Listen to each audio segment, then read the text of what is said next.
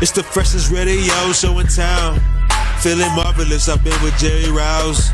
It's the freshest radio show in town. Feeling marvelous, I've been with Jerry Rouse. WCPT. WCPT. This the coldest sports show.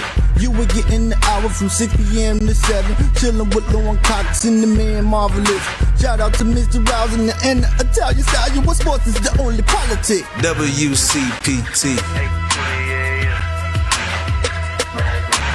WCPT. It's the freshest radio show in town. Feeling marvelous, I've been with Jerry Rouse. It's the freshest radio show in town.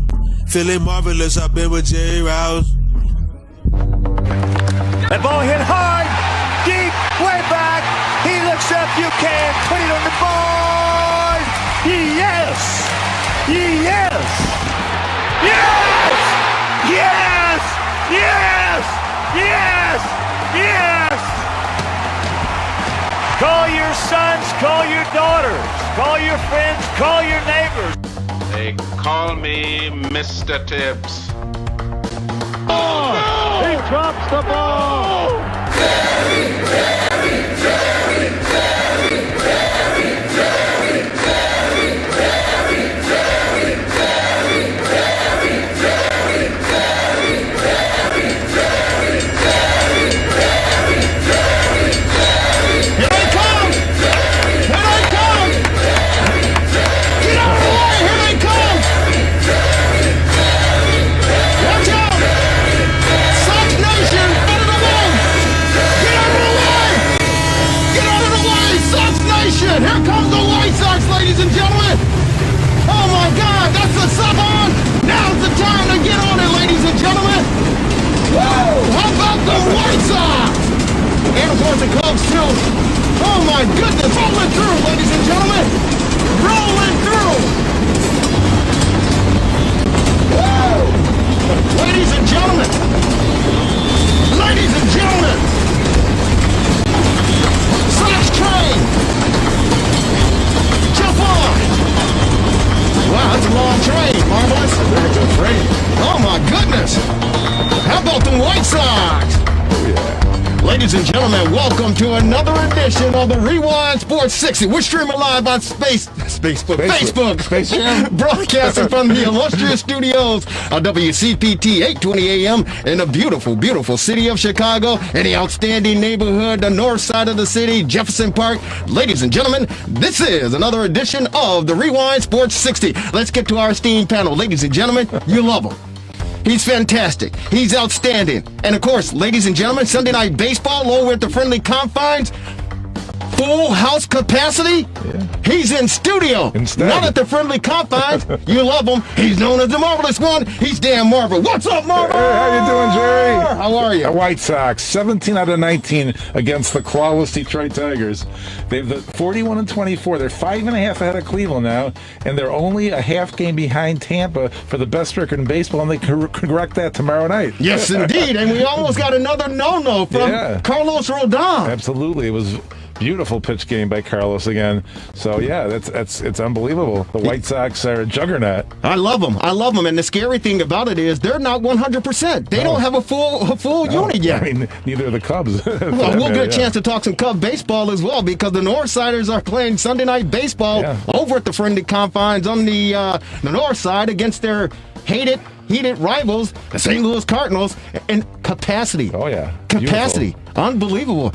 Ladies and gentlemen, it's the fastest hour in sports conversation. We want you to be a part of it. Our number here is 773-763-WCPT, 773-763-9278. Yours truly, Jerry Riles, along with the Marvelous One. And ladies and gentlemen, we got to say, White Sox baseball, that was a train. Get on the Sox train right now. Did you hear, Marvelous?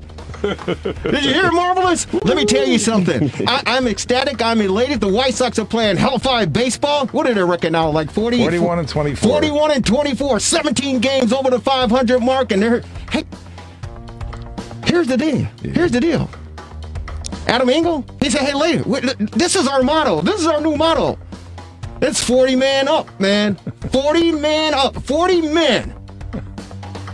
In White Sox uniforms, or if you want to say the South Side uniforms. You love the little South Side little jersey. Marvelous. Yeah. Oh my God. 40 man unit. Next guy up. And they're doing their thing, man. The White Sox are doing their thing. And here's the scary thing.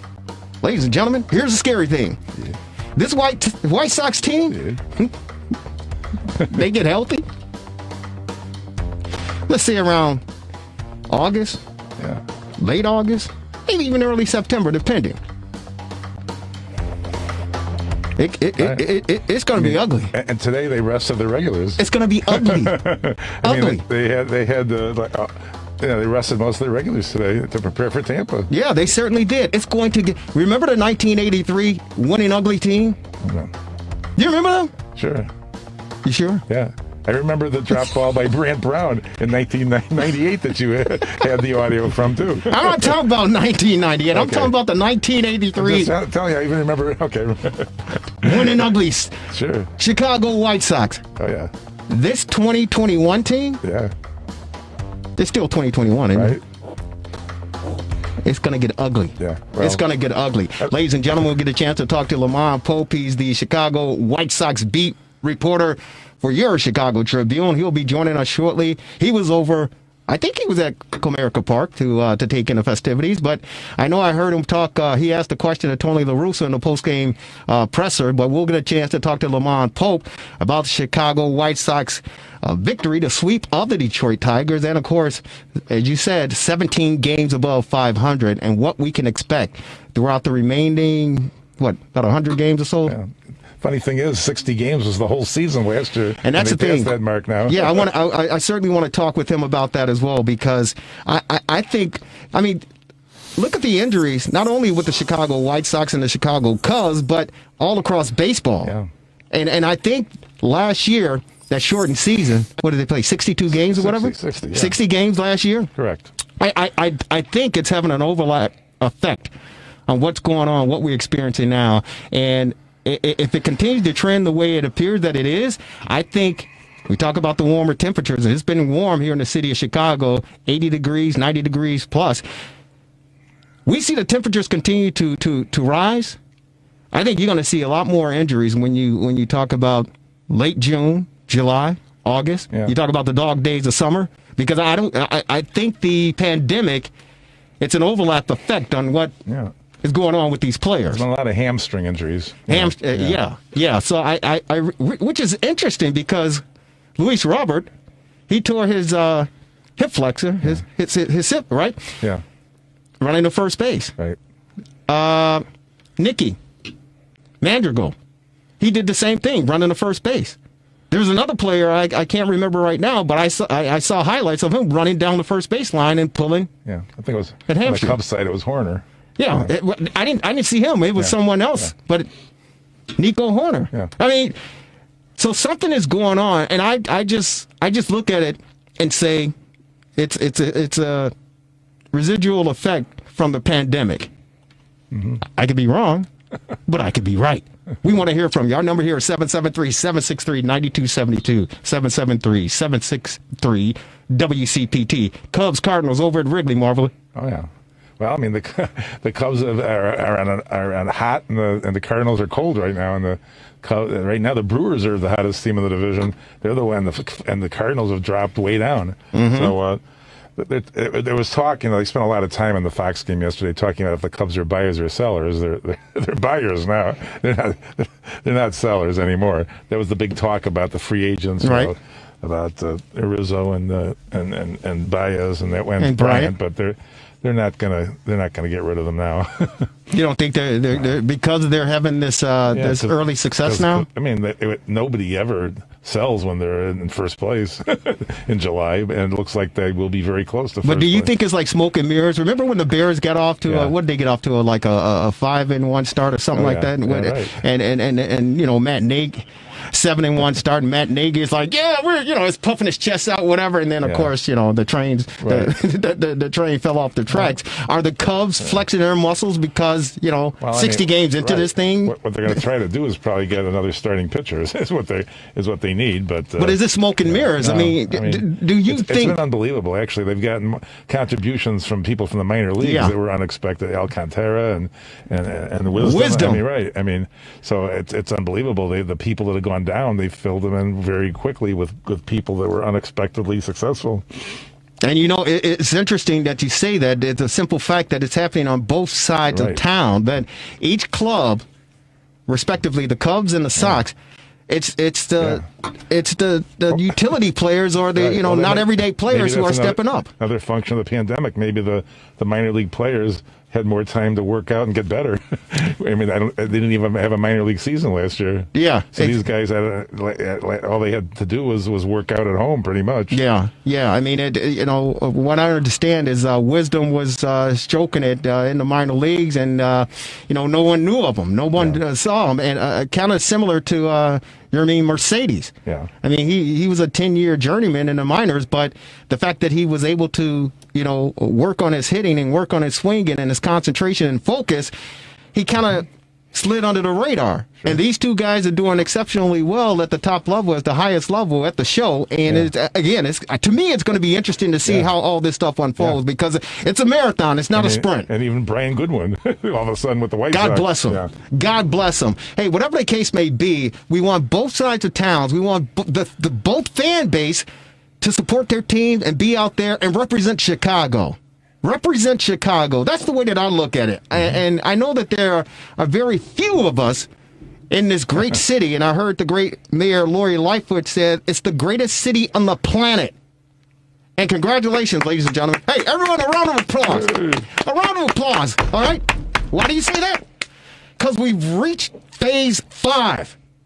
We can take off these masks. Okay. Listen, we can take them off. We can take the mask off. I went to church today, St. Joseph the Work. I went to church, and I'd say 30% of the parishioners, the congregation, had their mask on. Everyone else is like, hey, but we did the sanitation, rubbing our hands together, all that stuff. But congratulations, ladies and gentlemen, for those of you who've got the vaccine and we're moving forward. Congratulations, we've reached phase 5. Now, let's not get too crazy out here now, all right? Let's not get too crazy. But it was great to see a packed house at Wrigley Field at the friendly confines yesterday. And, of course, the Cubs are going for the sweep against the St. Louis Cardinals. But it was really refreshing, exhilarating to see all the fans packed at Wrigley Field to take on this rivalry. So I hope, and of course the White Sox will be in town for sure, but I just commend everyone here in the city of Chicago for doing your part, for looking out for your neighbor and your family members and your brothers and sisters, and doing what you needed to do for us to get back to some sort of normalcy. We still got a long way to go, but congratulations, and of course the players are feeding off of it, and we want to say congratulations to Chris Bryant, who will be playing in his 800th game over at when the Cubs take on the Cardinals over at Wrigley Field later on tonight. Marvelous. Yeah, 800, and he's come back to life. Last year he was a paltry 206 or something in the 60-game season. Yeah, and now he's over 300. Yeah, so he's back to his 2016 form. So the thing that I say about Chris Bryant, and I've grown a little bit more fonder of him. Initially, when he came up, and I know that there was speculation about when Theo Epstein and the Cubs wanted to move him up because of time and contract and all that good stuff. But I wasn't a real big fan of Chris Bryant. I thought he was, and I knew he was good, but I thought there was a little bit too much hype going into this rookie phenom. For the simple fact that he was playing for the Cubs, and the Cubs, they know how to market. So I wasn't a real big fan of Chris Bryant, but over the years, I've gained a lot of more respect for him, his game, his personality. But I think what has happened with Chris Bryant is the fact that he's matured. And I can tell you, and you sure can too, Marvelous, when you have a kid, it changes your whole life. It changes your whole perspective on life. And I think that's where we're seeing, because when you're, your partner, your spouse is pregnant, you're distracted. I don't care who you are. I don't care what you say. I don't care what the hell's going on. If you're married and you're having your first kid and your wife is pregnant, you're done. Your performance at work you're done. But people they give you the benefit of the doubt because they're like, oh, the poor sap is, he doesn't know which way is up and which way is down. So Chris Bryant, he had a lull in his performance over at the friendly confines. Cub fans want to throw soda pop cans at the television. They didn't understand. Chris Bryant's like, I don't even know what the hell's going on. Now he has the kid. Right. He loves his kid. Right. He loves his wife. It's beautiful. And now he's on cloud nine. Sure. Well, he's on cloud nine. So his son was born April 2020, and he married his longtime girlfriend, Jessica Delp. Yeah. I mean, life can't get any better. Yeah. You won a World Series. You're MVP. You're playing for one of the greatest franchise in Major League Baseball. You're playing in front of possibly the greatest fans in baseball, and the Cub fans. You're like, hey, you got paid. What the hell? You're looking for a new deal. Sure. Hey, take care of me. It was amazing. In 2015, he was reassigned to the minor league camp in order to gain an extra year of control, and there was a threat of litigation from the Players Association, and I don't think that rule's even been changed. Yeah, and we don't go back, but I mean, congratulations to the young man, and I've gained a lot more respect for Chris Bryant, and I hope nothing but the best for he and his family, and I hope the Cubs can continue to, and David Ross, Grandpa, dude, the stretch that they had the first 2 weeks of this season, the Cubs suck. They marvelous. You and I, we probably could have batted 300 better than Javi Baez and Anthony Rizzo and Chris Bryant and anyone else you want to throw in there. We probably could have batted better than what they were doing. They were terrible. Absolutely. But they turned it around. Yeah, Baez still is interesting. It looks like he's swinging sometimes, and he isn't really, just swinging for the fences instead of trying to just make contact. He had no discipline at the plate. Exactly. Like zero. Yeah. He had no discipline at the plate. But ladies and gentlemen, we transition to definitely. Would you say they're the hottest team in baseball right now, the Chicago White Sox? Oh, yeah. I mean, they're certainly the hottest. I mean, funny thing is the Cubs are pretty hot, too. Yeah. You know what? This is Baseball Central. It's Baseball Central. It really is Chicago. It's Baseball Central, and we got two of the best teams in the major leagues. Right. And I got to tell you, get out of the way, Marvelous. You going to get on? I know. You getting on? Yeah. You getting on? Woo-hoo.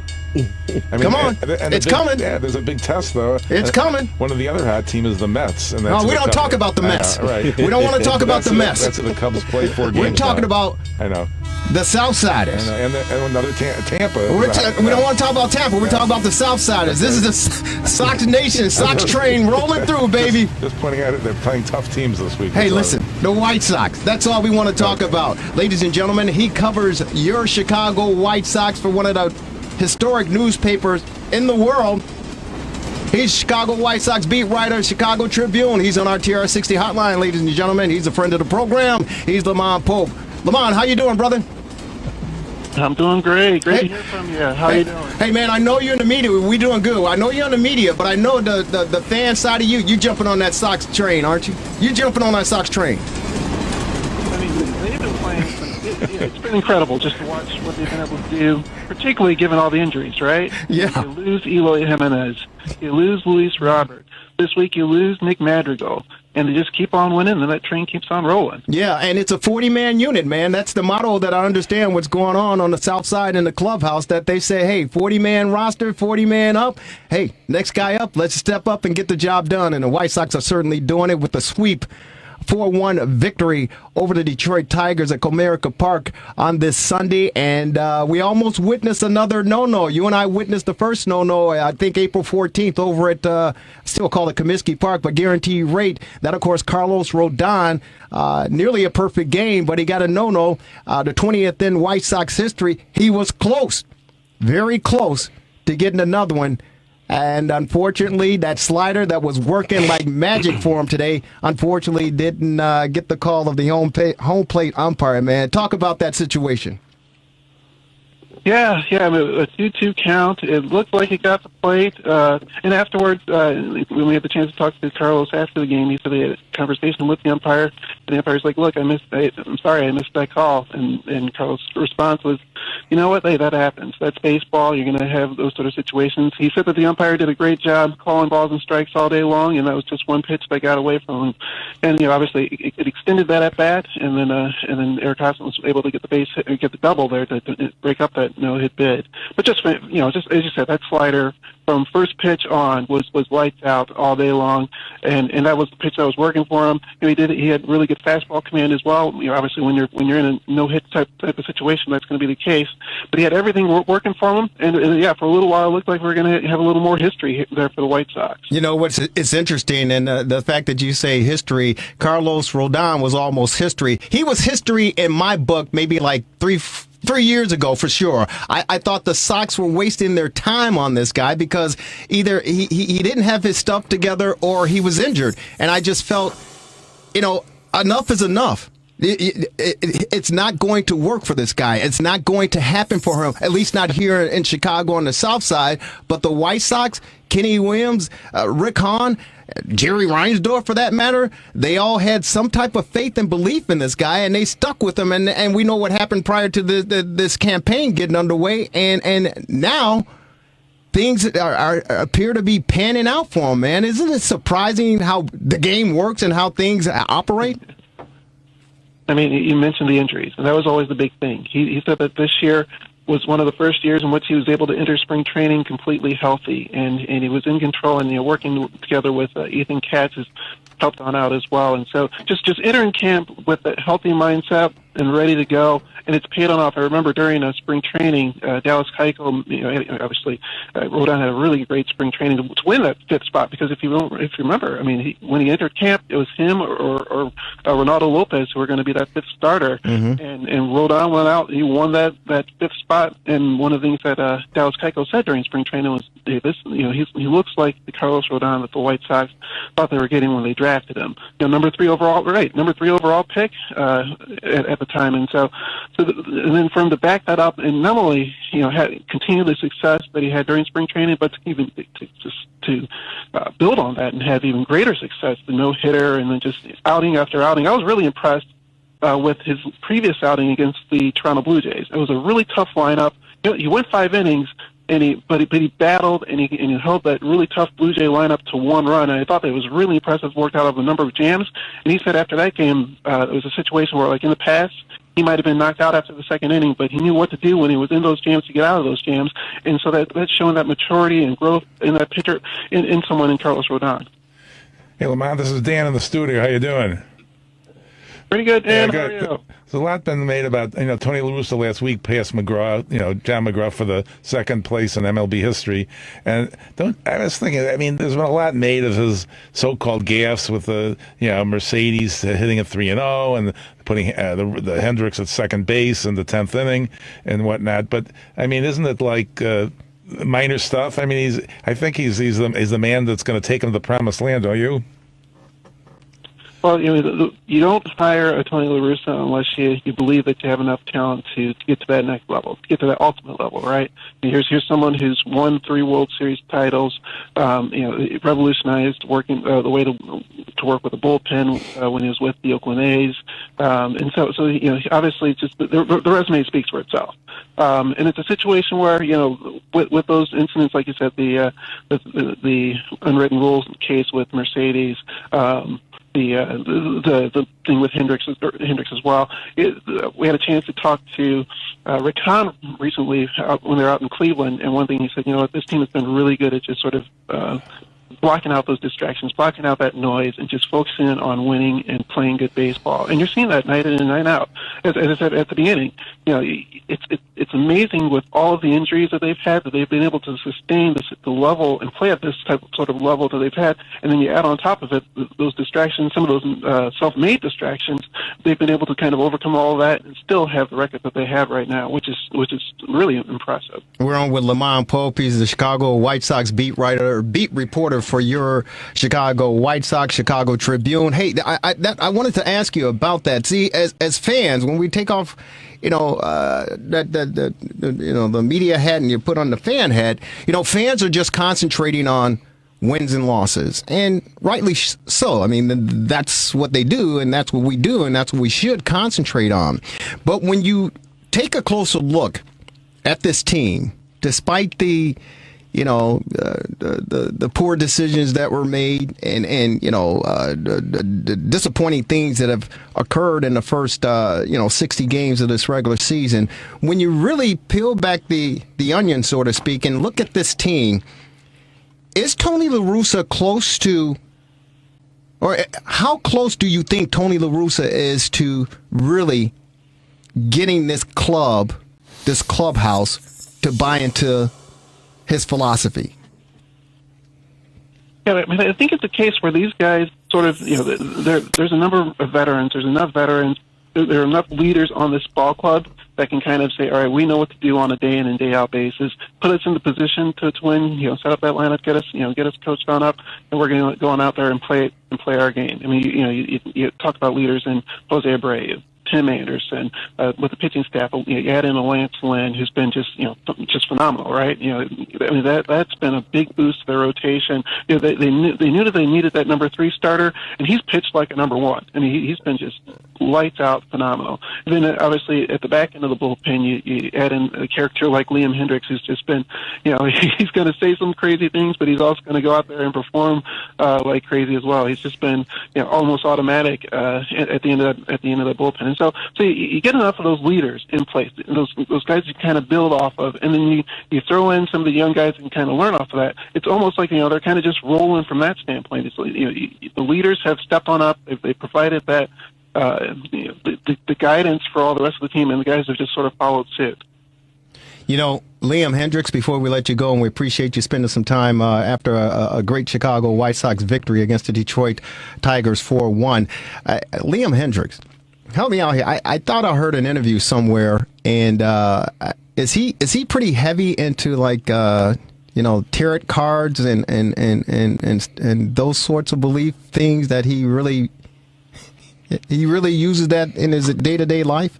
Have you heard about that? Yeah, he is. I mean, like I said, he's a very unique individual. He's been a fascinating person to get to know. Mm-hmm. And one thing for us is that he really enjoys talking to the media as well. And so that's always a plus on our end as well. Right. But the other thing is also win or loss. Like the other day against the Tigers, he was out there talking about how he gave up the home run. So he's when he does well, he'll talk to us. When he doesn't do as well, he'll talk to us well. And so that's always something that you gain a great big bit of respect for. But overall, what he's been able to bring to the ball club, just solidifying that ninth inning spot. I mean, obviously, Alex Colomé was great in that spot the last couple of years, but his swing and miss ability, the ability to get on the out of jams with strikeouts, that's something that's an added element, and that's what the team has been able to use and have a great deal of success there in that ninth inning. You know what? He got his 17th save in the White Sox victory. There was a little controversy, though, the other night where he told the umpire, "We got to stop the game. It's pouring like cats and dogs out there," and he's like, "This ball, I can't throw with this ball. It's messed up." What was your position on that incident that took place? Yeah, we had a chance to talk to him after the game, and what he said was that every ball that it was given, he said that the umpires where they had all the balls at was wet, and so every ball that he was given was wet, and he was concerned that he didn't know which way the ball was going to go if he threw one, and so he went to voice that and make that absolutely certain and clear that he's like, look, if I'm going to throw a pitch, I don't know where it's going, and that's not safe for me. That's not safe for the batter. And so let's get back to the dugout, and then let's get this. I know we want to get this game finished, but let's get back to the dugout, and then when it stops raining, let's conclude it. Yeah, that was a professional move, I thought. And you know what? whatever you need to do, whatever they need to do, 40 man up, 40 man, no, not 40 man down. We got too many guys going down. We need to get them back up. But hey, whatever they have to do to keep this train rolling, man, that's exactly what we want to do, man. Hey, Lamont, thank you so very much for taking. You better watch out, man. The train is coming. It's coming. The Sox train is rolling through, brother. Put your seatbelt on, get out of the way, and watch out, because this team, you're not old enough to remember the 1983 winning ugly team. I am.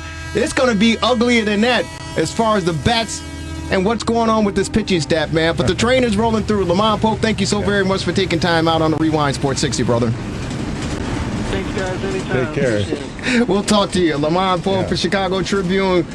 Chicago White Sox beat writer. You got to watch out, man. Are those guys traveling with the team yet? The writers? Well, he said they were in Cleveland. Oh, but was he in Detroit today? I don't know. Yeah.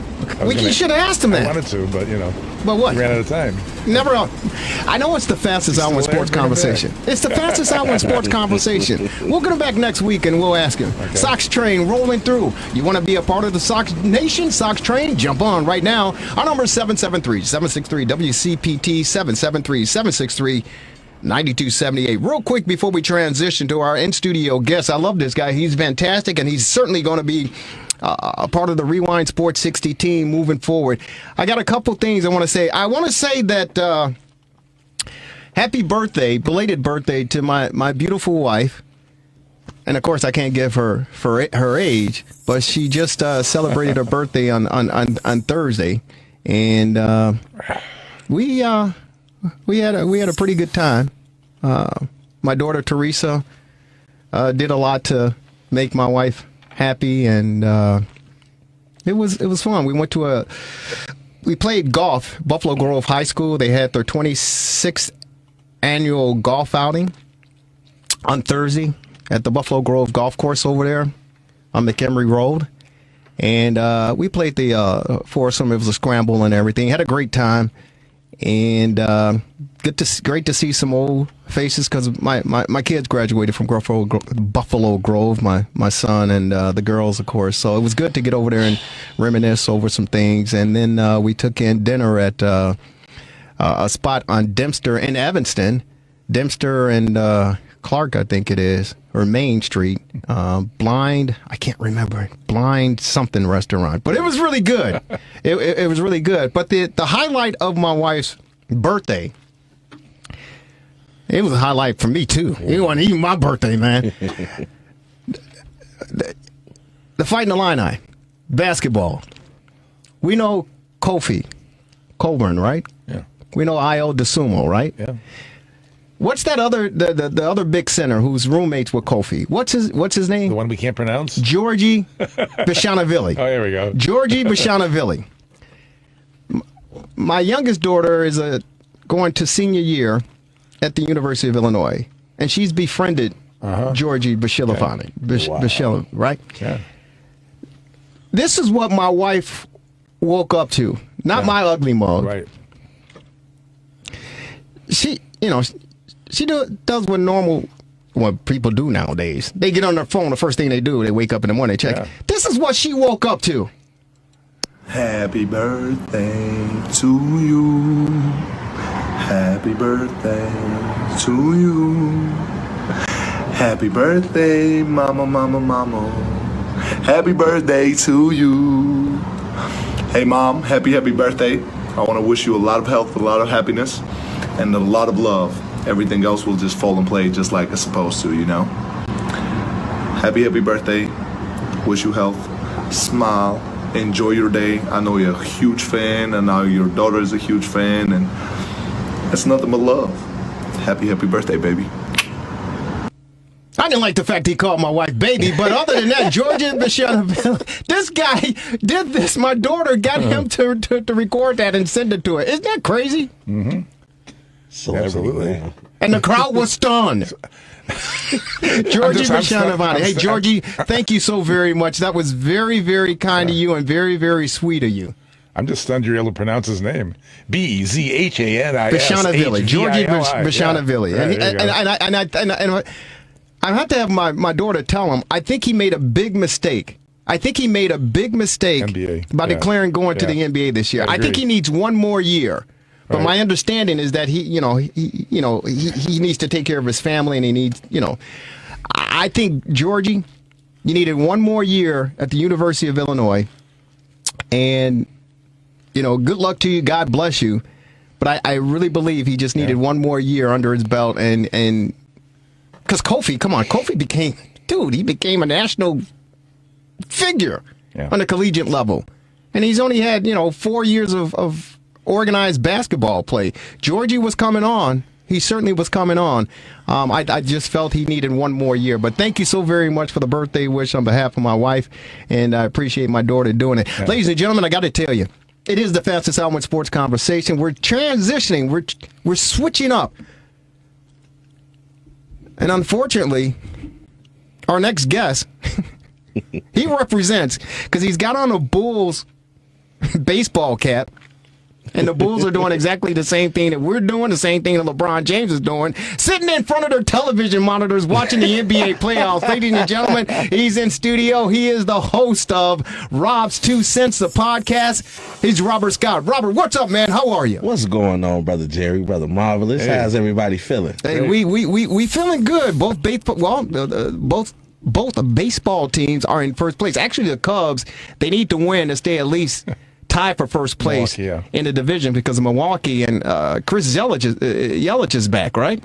Yep. Yeah, so, but we're feeling good because on that train, right? There you go, the train. There you go.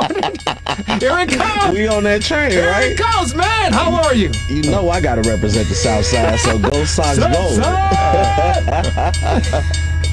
Hey, man, good to have you in. That train is coming, man. You better watch out. The Sox train. Jump on it right now, ladies and gentlemen. I'm telling you. So is the Phoenix Suns. Hey, man, so talk to us. Hey, so last time we had you on the air, you were on our TRS60 hotline, and you told us, and the listening audience, WCPT here in Chicago, and, of course, online, you said that you believe that Giannis Antetokounmpo and the Milwaukee Bucks were going to upset and knock off the Brooklyn Nets.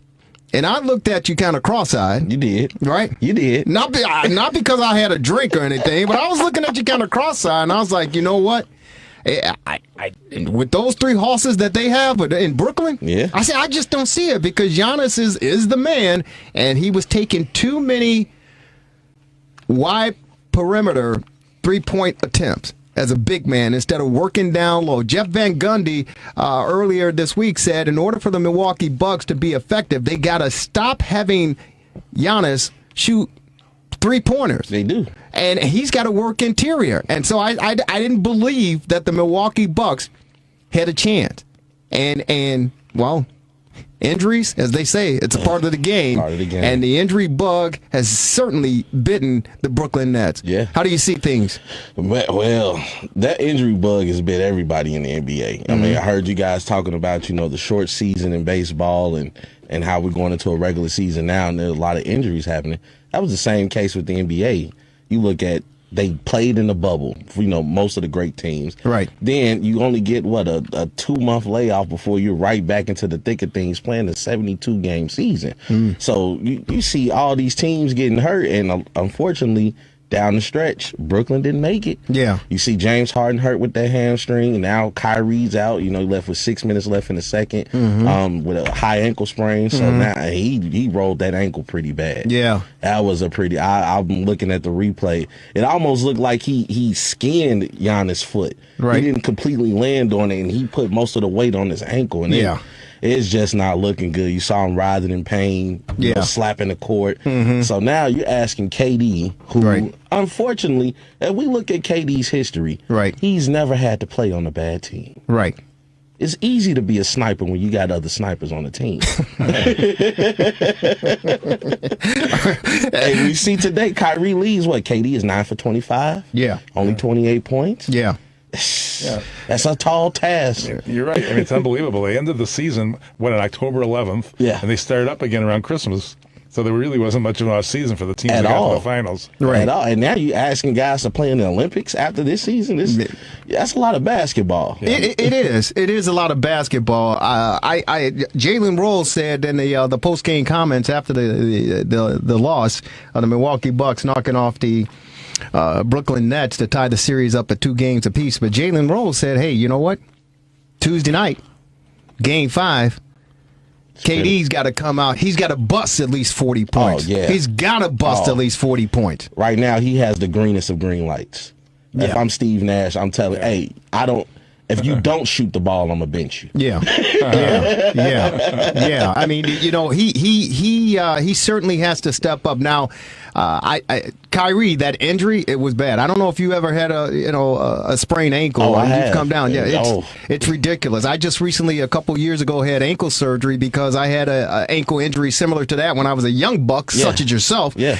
And I never really took care of it properly the way that I should have. And over the years, the grind and the time, I ended up developing arthritis and a cyst in my ankle. So I just recently had surgery, and I'm like 100% now. I'm new. So what I'm saying to you is that those sorts of injuries like that, and we saw what happened with LeBron James with his injury. Those are lingering things that don't happen, to heal overnight. It's not a quick fix. Not at all. Not at all. And of course, with the hamstring with James Harden, I pulled my hamstring when I was 36 years of age. I know what happened because I never had any sort of injuries like that before. But once I pulled my hamstring at the age of 36, it's never been the same. So for James Harden, and a lot of people are speculating that he was dogging it, at the early part of the season, not, because he's trying to force this deal, and now it's catching up to him. But those two injuries, they're not something that you can just nurse for a couple of days and you back to 100%. So it's going to be interesting to see how the Nets respond to this. Yeah, like I said, right now KD has a lot to prove. He's been wanting that title of best player in the league, best player in the world. It's time you show up now because the GOATs, that's what they do. They show up in the worst of times. So let's see if KD can earn that Instagram name, Easy Money Sniper. Let's see how much of a sniper you are. Well, he's a deadly guy. He's a deadly guy. Just talking with one of my cousins, he brought up an interesting point. He's always had MVP type caliber players as teammates. Sure. You look at the original OKC, you have James Harden, you have Russell Westbrook, you have a Jeff Green on that team, you have a Ibaka on that team. Right. And then you transition to the Warriors, you playing with a guy who was unanimous MVP. Right. And then you come over here to Brooklyn, and now you have Kyrie, you have James Harden. So he's never really had to play without, probably since his rookie year. So it's now we get to see, how bad. You mean kind of like LeBron, right? Yeah. Hey, you know what? But the difference is LeBron took that Cleveland team to the finals. I don't know how. Yeah, I challenge people. Name me 3 people from that 2018. That 2016, 17. Here's the thing, Robert. You mentioned the Olympics. Yeah. I've been confused about that for a while. Yeah. Because the Olympics starts July 23rd. Yes. And the NBA Finals end July 22nd. Yes. So, do they have a team? Who's on the team? Do you have any idea? No, I don't know who's on the roster. Steph Curry just came out and said that he don't think that he's going to play. Right. LeBron most likely is not going to play. We know AD is not going to play. So, I mean, we're talking maybe C, D team. Yeah, it's going to be second tier players who. Yeah. I mean, they named in March. They put the players that were on the list, but none of them. I mean, some of them are still playing. Right. Conley and others. And some of these players are a little older, so that's a tall task. Yeah. Being 25 in the NBA is different from being 25 on the street. Yeah. You think? Hey man, so as far as these playoffs are concerned, it's a wide open shoot now because at the start of the playoffs, a lot of the pundits, many of us thought that it was going to boil down between the Los Angeles Lakers and of course the Brooklyn Nets. Yeah. And we saw what happened. AD went out and LeBron took a bow. You see now what's going on with the Brooklyn Nets. Yeah. And of course, you got to take your hat off and say kudos to Chris Paul. That dude, let me tell you something. I don't think it's going to happen. But I would love for that brother. Me too. I would love for him to get an NBA championship. And he is doing what he's expected to do, man. 34 assists. in the 3 games against Denver. Yeah. And only 3 turnovers. 34 assists. Remember the game, game 2, 17 points, 15 assists, no turnovers. Right. Ridiculous. Right. And guess what? What? Nobody had did that since him. Right. He did it back in 2014 when he was with the Clippers. So we're talking about the point god, right? As we like to call Chris Paul. Yeah, just amazing. You know, he always had that injury bug looming over his head, always getting injured in the postseason. So we were a little nervous watching him against the Lakers with that shoulder, but he seems to be getting back in form, and just the impact that he's had on this Phoenix Suns team. Remember, Phoenix went undefeated in the bubble. They were 1 leader away. Right. You bring in Chris Paul, we go from not even making the playoffs to number 2 in the West. Right.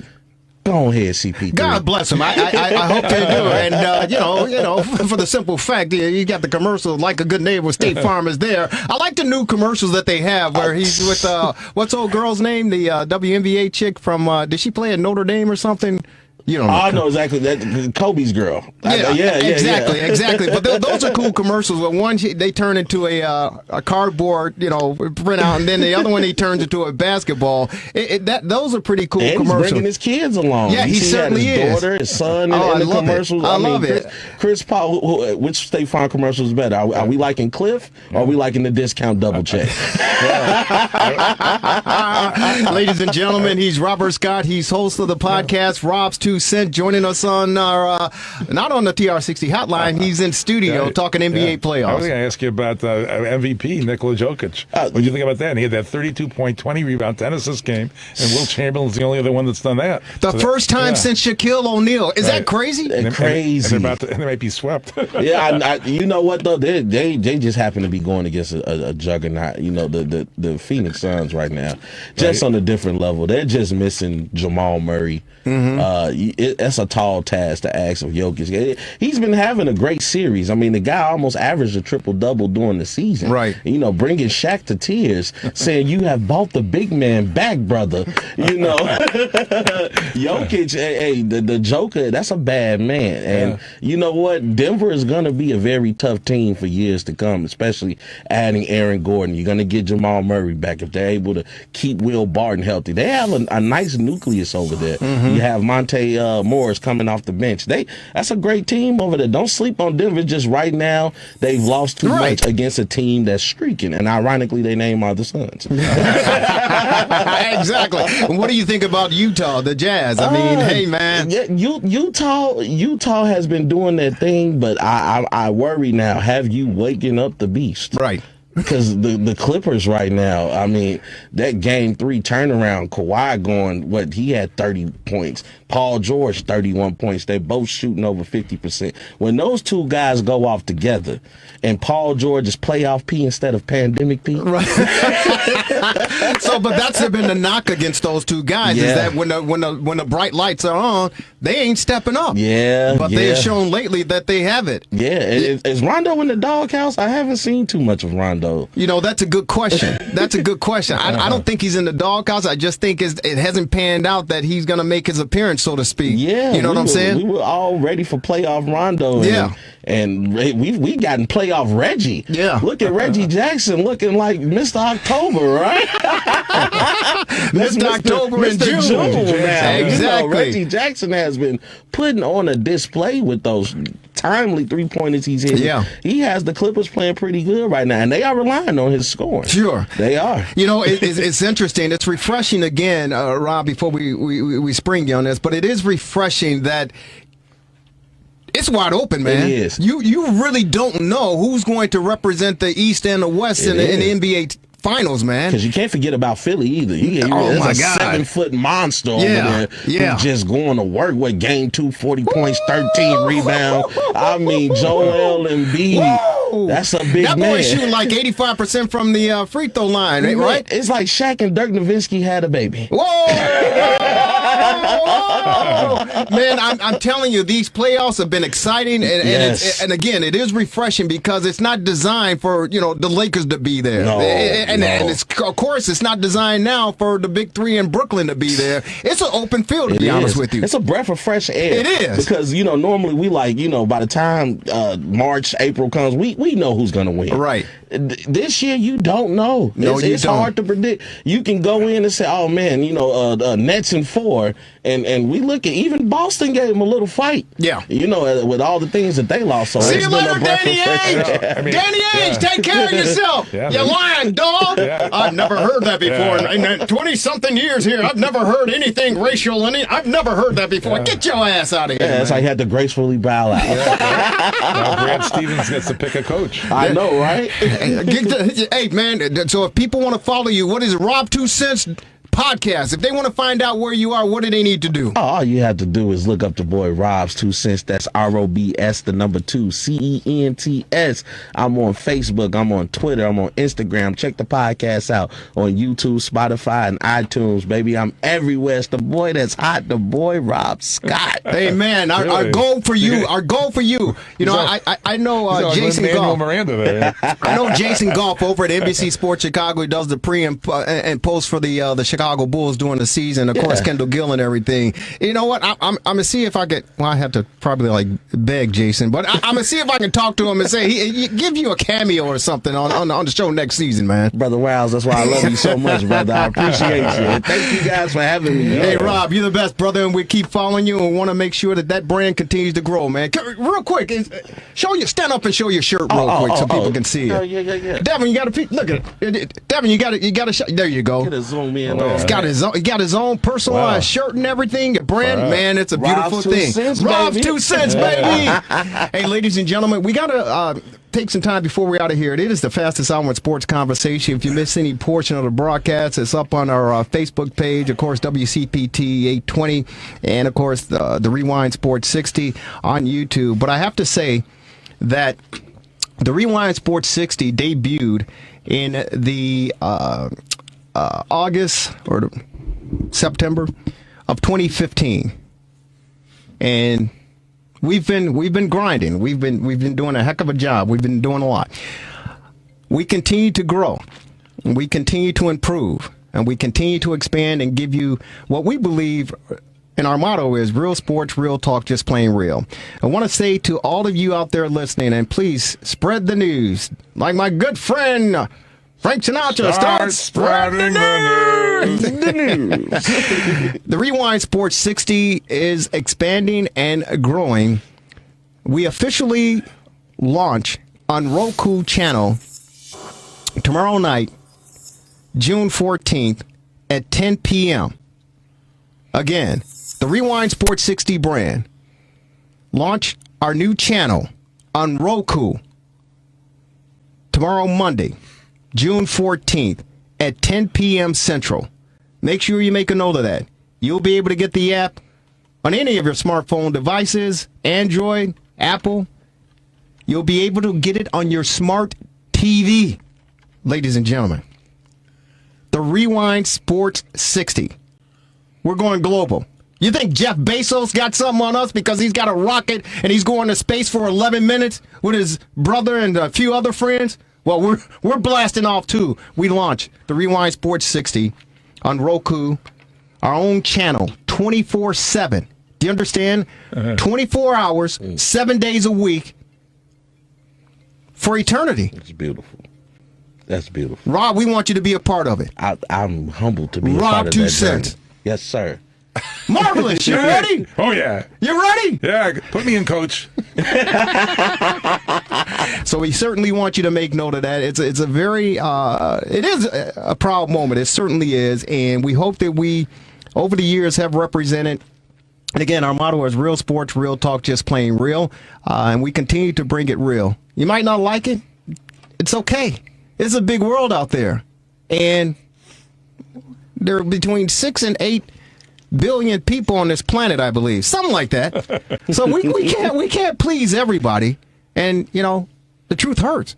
So when we bring it to you, and we bring it the way that we do, you may like it, you may not like it, but it's there for you to decide and figure it out on your own. But the Rewind Sports 60, we are proud to say that we're launching on Roku televisions all across, not only the country. There are 75 million people signed up with Roku. 75 million people. That's in the United States.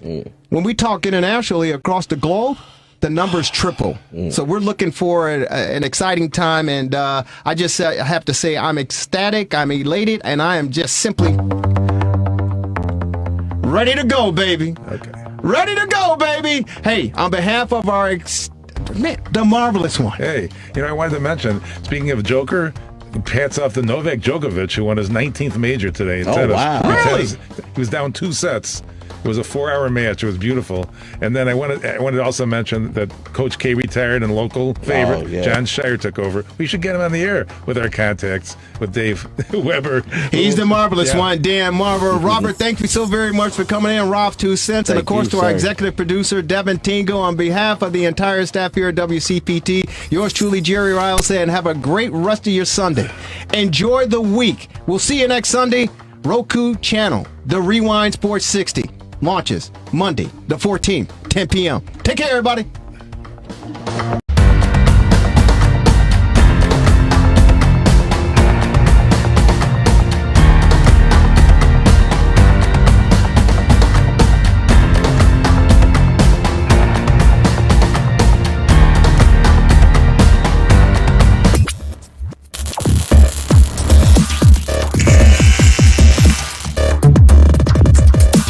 Justin, congratulations. Welcome to Chicago. Thank you. Appreciate it. I imagine these last 3 months have been exhausting for you in a lot of ways. I'm sure you probably haven't been through a process that has been so microanalyzed in terms of picking apart your skill set, your strengths, your weaknesses. I'm curious, what of the criticisms over the last 3 months sort of impacted you the most, and how you kind of dealt with that over the last 3 months? Yeah, I mean, there's definitely been a lot of criticism, but me, at the end of the day, I feel like I know, myself. I know how much work I put in the game. I know how much I love the game. I know how much I want to be great. So, it just comes a point in time where you just have to cut, all that criticism out. And of course, it's good to listen to the criticism you get from, people that are, actually there to help you.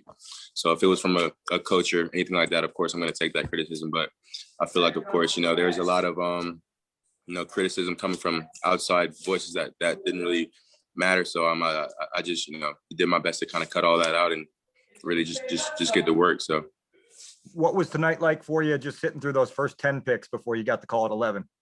I'm the kind of guy that thinks that everything happens for a reason. So I think, this is God's plan for me to be a Bear. So I'm more than excited, and I'm, more than ready to get up there for sure. Pat Finley, Chicago Sun-Times. Hey, Justin, how did you find out that you were going to the Bears? What was that phone conversation like? And during the pre-draft process, did you have any hints that this might have been the outcome?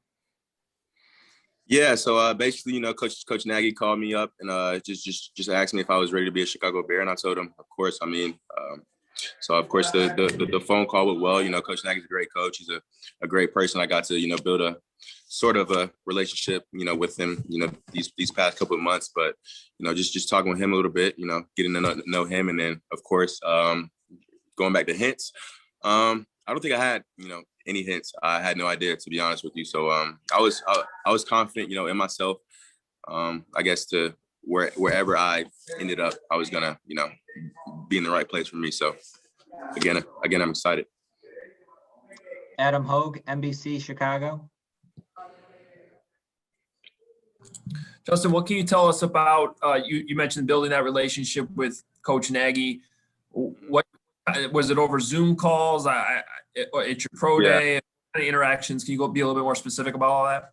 Yeah, I would say most of it was during Zoom calls. Of course, we did, have a little bit of conversation at my pro day, but most of it, through Zoom calls, and it's just, of course, just talking and, getting to know him, not only as a coach but as a person. So I'm pretty big on, having great relationships with my coaches. I think that's the most effective way to be great and kind of be cooperative as a team. So just mainly through Zoom and a little bit at my pro day.